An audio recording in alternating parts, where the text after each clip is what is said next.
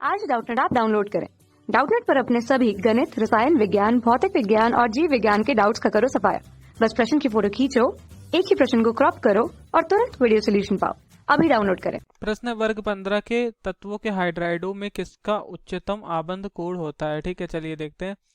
तो वर्ग 15 में हमारे कौन कौन से तत्व हैं? नाइट्रोजन, ठीक है, फॉस्फोरस, आर्सेनिक, एंटीमनी, बिस्मथ है। याद करने का तरीका वर्ग 15 को, नाचो प्यारे आज सभी। ठीक है, तो इनके हाइड्राइड किस तरह के होते हैं? जैसे ये NH3, ये PS3, ASH3, ठीक है, SbH3, BiH3। तो ये क्या है? वर्ग 15 के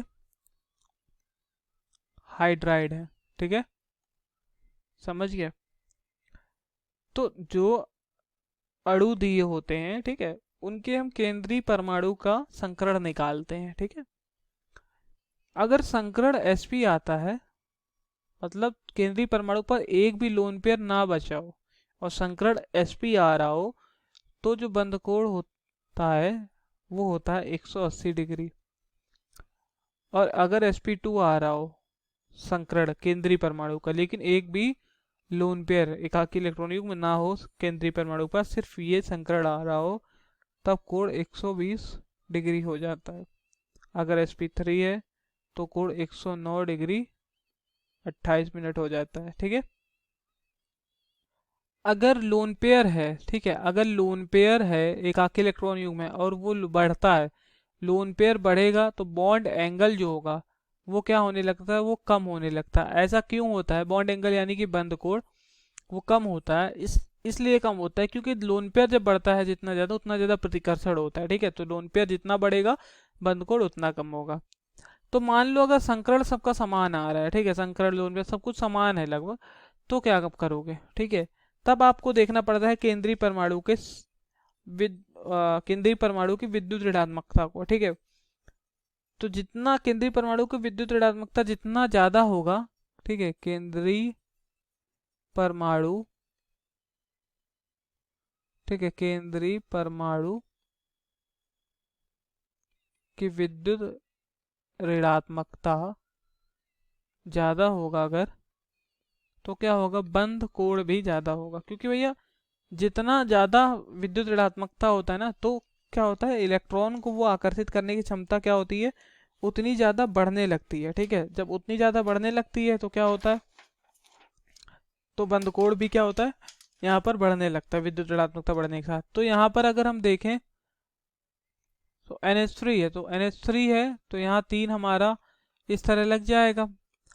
और हमें पता है इन सब में बाहरी कोष में अगर 15 है, वर्ग 15 है, तो सबके बाहरी कोष में 5 इलेक्ट्रॉन है, तो 3 इलेक्ट्रॉन तो खर्च हो जा रहा है तीनों हाइड्रोजन साथ, बच एक लोन पेयर है।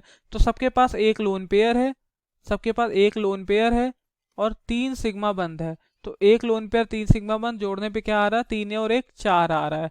और 4 के लिए जो संकरण होता है, देखिए 2 के लिए संकरण होता है sp, 3 के लिए होता है sp2 और 4 के लिए होता है sp3। तो यहाँ पर सबका संकरण क्या है? sp3 है। तो सबका संकरण क्या आ रहा है? सबका संकरण आ रहा है sp3 एक लोन पेयर। ठीक है, ये सबका संकरण आ रहा है, मतलब संकरण sp3 सबका आ रहा है और साथ में एक लोन पेयर है सब में। ठीक है, ये सब में आ रहा है। तब आप क्या करेंगे ऐसे केस में? ऐसे केस में हम सिर्फ विद्युत ऋणात्मकता को देखेंगे। ठीक है, तो हमें पता ऊपर से नीचे जाते हैं तो क्या होता है? तो विद्युत ऋणात्मकता क्या होती है? घटती है। क्यों घटती है भैया? विद्युत ऋणात्मकता को En से दर्शा रहे हैं, इसलिए घटती है क्योंकि कोषों की संख्या बढ़ती है, आकार बढ़ जाता है, तो नाभिक से दूरी बढ़ जाती है इलेक्ट्रॉनों की। ठीक है, तो आकर्षित करने की क्षमता जो होती है इलेक्ट्रॉन को वो कम हो, मतलब नाभिक जो होता है इलेक्ट्रॉन को आकर्षित करता है, तो नाभिक के अंदर जो आकर्षित करने की क्षमता होती है वो कम हो जाएगी, क्योंकि जब दूरी बढ़ जाएगी तो। ठीक है, तो विद्युत ऋणात्मकता घटती है। तो सबसे ज्यादा विद्युत ऋणात्मकता नाइट्रोजन की, उससे कम फॉस्फोरस की, उससे कम आर्सेनिक की, उससे कम एंटीमनी की और उससे कम बिस्मिथ के। ये विद्युत ऋणात्मकता का ऑर्डर है En का। ठीक है, तो आबंध कोण सबसे उच्चतम किसका होगा? भाई जिसकी विद्युत ऋणात्मकता सबसे अधिक होगी, नाइट्रोजन की विद्युत ऋणात्मकता अधिक है, इसलिए अमोनिया यानी कि NH3, ठीक, इसके हाइड्राइड में नाइट्रोजन के हाइड्राइड का उच्चतम उच्चतम आबंद कोड होगा। Okay, thanks. कक्षा 6वीं से 12वीं से लेकर नीट, IIT, JEE वो एडवांस के लेवल तक 1 करोड़ से ज्यादा छात्रों का भरोसा। आज ही डाउनलोड करें डाउटनेट ऐप या व्हाट्सएप करें अपने सारे डाउट्स 8400 400 400 पर।